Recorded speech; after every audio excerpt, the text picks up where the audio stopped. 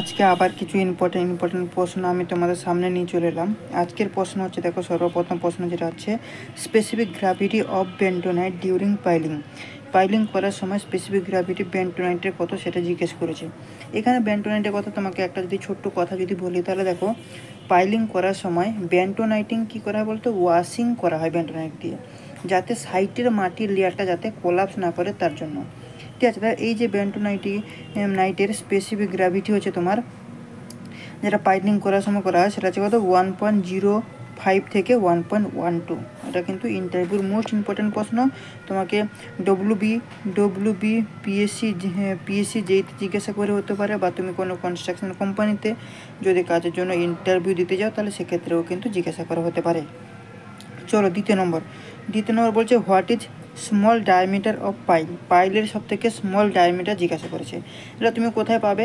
Indian standard 2911 part নম্বর 1, যেটা তুমি serial number 2তে গেলে তুমি পেয়ে যাবে। সেখানে কিন্তু 600 mm ডায়া বলে দিয়েছে, কিন্তু ধরো ডায়াটা রয়েছে, এইটা হবে তোমার 600 মিলিমিটার, বা এর চেয়ে কিন্তু কম হতে হবে, এর চেয়ে বেশি হওয়া যাবে না।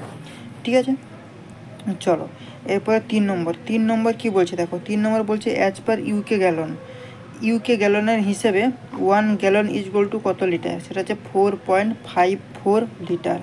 কত? 4.54 লিটার, এটা কিন্তু মনে রাখতে হবে। আচ্ছা, ডেনসিটি অফ আইসের ডেনসিটি কত? আইসের ডেনসিটি হচ্ছে তোমার 920 কেজি পার এমকিউ, তাই তো? আইসের ডেনসিটি হচ্ছে তোমার 920 কেজি পার এমকিউ। যদি তোমাকে এমএস কিউবের ডেনসিটি জিজ্ঞাসা করে, মানে ওয়েটের হিসেবে, মানে ওয়েট অফ ক্যালকুলেশনের সময় যেটা বের করা হয়, যে ওয়েটটা ডেনসিটি অফ আইস, সেটা 920 কেজি পার এমকিউ। তাহলে এইখানটা তোমাকে ছোট্ট করে একটু বলে দিই, যদি এখানে তোমাকে যদি বলে এমএস কিউব, ঠিক আছে, তাহলে এমএস কিউবের ক্ষেত্রে কী হয়, যদি এইটা ধরো একটা কিউব রয়েছে, এইটা একটা কিউব রয়েছে, ঠিক আছে, কিউবের আমি ভলিউম যদি কনসিডার করি 1 এমকিউ, তাহলে ডেনসিটি অফ স্টিলের ডেনসিটি কত?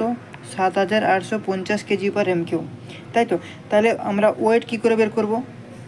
তাহলে ওয়েট ইজগুল টু কী হয়ে যাবে, এই যে ভলিউম যেটা রয়েছিল সেইটার সঙ্গে ডেনসিটি আমরা মাল্টিপ্লাই করে দেবো। তাহলে যেটা আসবে ধরো 7.85 আসবে মেট্রিক টন, ঠিক আছে, মানে 7.85, এটা হয়ে গেল ওয়েট। কিন্তু ডেনসিটি অফ স্টিলের ডেনসিটি কত? 7850 কেজি পার এমকিউ, ঠিক আছে। সেরকমভাবে যদি আরসিসি কিউব যদি বলে, আরসিসি কিউব, তাহলে আরসিসি কিউবের ডেনসিটি অফ যে আরসিসি ডেনসিটি কত না, সেটা হচ্ছে তোমার 2500 কেজি পার এমকিউ, ঠিক আছে। আর যদি পিসিসি কিউব বলে, তাহলে পিসিসি কিউবের ডেনসিটি হচ্ছে তোমার 2400 কেজি পার এমকিউ। আর আইস কিউবের ডেনসিটি কত না, 920 কেজি পার এমকিউ। এই চারটা তুমি মনে রাখো। তাহলে ডেনসিটি অফ আইস কত? 920। এটা কীভাবে তোমাকে জিজ্ঞাসা করবে না, তোমাকে হয়তো জিজ্ঞাসা করবে যে আইস কিউবের ওয়েট 1 এমকিউতে ওয়েট কত হবে তুমি বের করো। তাহলে তুমি ওয়েট বের করতে গেলে তোমাকে কিন্তু এই ডেনসিটিটা কিন্তু দরকার। ডেনসিটি না জানলে কিন্তু তুমি ওয়েট বের করতে পারবে না। তাই এই পার্টটা কিন্তু, এই পয়েন্টটা কিন্তু জেনে রাখা খুবই দরকার। ঠিক আছে, তো চলো 6 নম্বর বলছে, why bar are circular shape. আচ্ছা, বার এরকম যে সার্কুলার শেপে আমরা কেন প্রোভাইড করি? এতে আমরা যে প্রোভাইড করছি, কেন প্রোভাইড করছি, তার বেনিফিট কী কী? আমরা তো স্কোয়ারও প্রোভাইড করতে পারবো। এটা অনেকগুলো কারণ রয়েছে।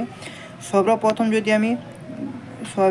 যদি আমি বলি তোমাকে 1 নম্বর কারণ হিসেবে, সেটা হচ্ছে তোমার লোডটা সমানভাবে ডিস্ট্রিবিউট হয়। মানে এইখানটা যদি সেন্টারে যদি আমরা লোড যখন আসবে তখন সেটা চারদিকে সমানভাবে ডিস্ট্রিবিউট হবে। কিন্তু যদি রেক্ট্যাঙ্গুলার যদি দাও তুমি, তাহলে এইখানে যখন লোডটা আসবে সেটা কিন্তু এখানে যতটা আসবে এই কোনায় দেখো ততটা কিন্তু আসছে না, এখানে ততটা আসছে না, এখানে ততটা আসছে না, ডিফারেন্ট হচ্ছে।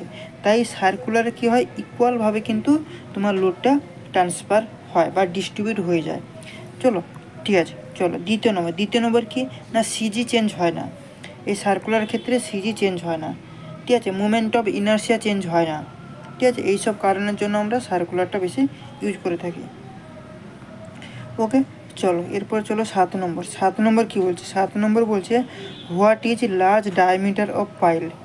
আচ্ছা, লার্জ ডায়ামিটার অফ পাইল, সেটাও ইন্ডিয়ান স্ট্যান্ডার্ড 2911 পার্ট নম্বর 1-এ গেলে পেয়ে যাবো। সেখানে কত বলেছে? 600 mm বা মোর দেন 600 mm যদি হয় তাহলে সেটা আমরা লার্জ ডায়ামিটার অফ পাইল বলবো।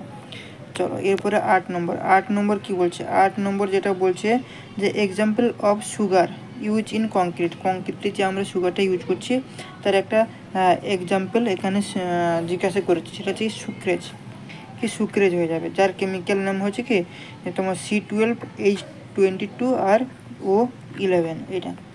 চলো 9 নম্বর কি বলছে, মিনিমাম উইডথ অফ বিমের মিনিমাম উইডথ কত, মিনিমাম উইডথ অফ বিমের মিনিমাম উইডথ হচ্ছে 200 মিলিমিটার। সেটা কীরকম না দেখো, ধরো এই রয়েছে আমাদের একটা বিম রয়েছে, ঠিক আছে, ধরো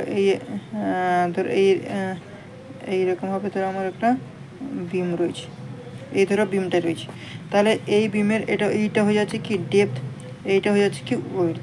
এই উইডথ কত হবে, এটা যাতে 200-এর কম যাতে না হয় সেটাকে আমাকে কিন্তু লক্ষ্য রাখতে হবে।